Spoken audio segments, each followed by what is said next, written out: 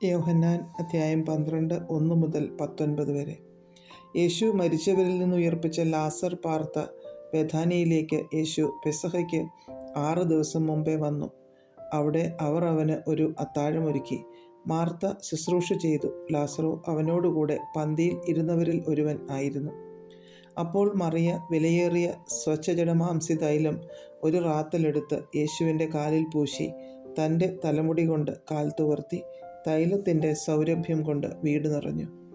എന്നാൽ അവൻ്റെ ശിഷ്യന്മാരിൽ ഒരുത്തനായി അവനെ കാണിച്ചു കൊടുപ്പാനുള്ള യൂദാ ഇസ്കരിയോത്താവ്, ഈ തൈലം 300 വെള്ളിക്കാശിന് വിറ്റ് ദരിദ്രന്മാർക്ക് കൊടുക്കാഞ്ഞതെന്ത് എന്ന് പറഞ്ഞു.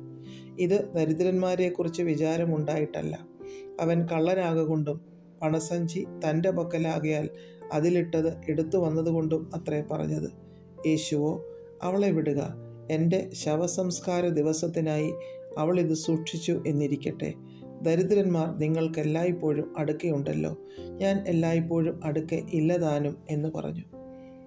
അവൻ അവിടെയുണ്ടെന്നറിഞ്ഞിട്ട് യഹൂദന്മാരുടെ ഒരു വലിയ പുരുഷാരം യേശുവിൻ്റെ നിമിത്തം മാത്രമല്ല, അവൻ മരിച്ചവരിൽ നിന്ന് ഉയർപ്പിച്ച ലാസറെ കാണുവാനായിട്ടും കൂടെ വന്നു. അവൻ ഹേതുവായി അനേകം യഹൂദന്മാർ ചെന്ന് യേശുവിൽ വിശ്വസിക്കിയാൽ ലാസറെയും കൊല്ലണമെന്ന് മഹാപുരോഹിതന്മാർ ആലോചിച്ചു.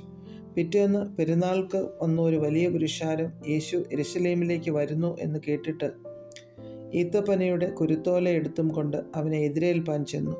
ഹോശന്ന, ഇസ്രയേലിൻ്റെ രാജാവായി കർത്താവിൻ്റെ നാമത്തിൽ വരുന്നവൻ വാഴ്ത്തപ്പെട്ടവൻ എന്ന് ആർത്തു. യേശു ഒരു ചെറിയ കഴുതയെ കണ്ടിട്ട് അതിന്മേൽ കയറി, സിയോൻ പുത്രി, ഭയപ്പെടേണ്ട, ഇതാ നിന്റെ രാജാവ് കഴുതക്കുട്ടിപ്പുറത്ത് കയറി വരുന്നു എന്ന് എഴുതിയിരിക്കുന്നത് പോലെ തന്നെ. ഇത് അവൻ്റെ ശിഷ്യന്മാർ ആദിയിൽ ഗ്രഹിച്ചില്ല.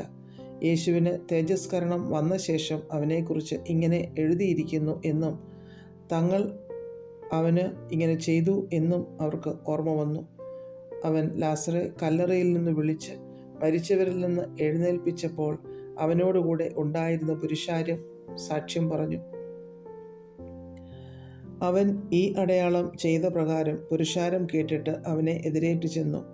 ആകയാൽ പരീശന്മാർ തമ്മിൽ നമുക്ക് ഒന്നും സാധിക്കുന്നില്ലല്ലോ, ലോകം അവൻ്റെ പിന്നാലെ ആയിപ്പോയി എന്ന് പറഞ്ഞു.